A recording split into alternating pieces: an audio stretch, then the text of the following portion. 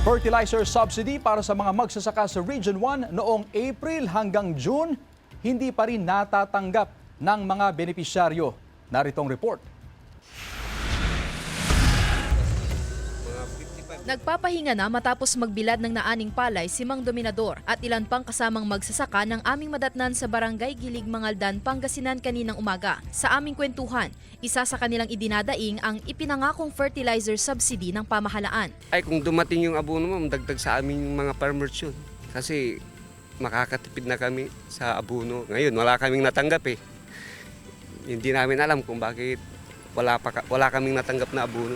Laking tipid daw lalo't pumapalo sa halos 1,700 pesos ang kada sako ng ginagamit nilang pataba. Ayon sa Samahang Industriya ng Agrikultura o SINAG, mahigit 341,000 na sako ng pataba ang dapat na i-deliver na sa Region 1 noong Abril hanggang Hunyo. Subalit Setyembre na, nasa 13,000 na sako pa lang ang kabuang bilang ng naibabahaging pataba. Sumulat nga yung mga farmers sa atin at ibibigay natin sa Manila para at least malaman bakit up to now hindi na ibahagi yung pataba sa kanila. Palaisipan din sa SINAG kung ano ang dahilan ng atrasadong pagbabahagi nito. Sinusubukan ng GMA Regional TV na kuhanan ng pahayag ang Department of Agriculture Regional Field Office 1 pero wala pa silang tugon. Ngayong anihan season, pinangangambahan din ng mga magsasaka ang mababang presyohan ng kanilang mga ani. Ang ilang traders nakiusap na raw sa kanilang bibilhin ang kanilang aning palay sa halagang 12 pesos kada kilo. Sana pag anihan na, tataas din yung presyo ng palay para makabawi din. Kasama si Henry Duminsil, Sandy Salvacio,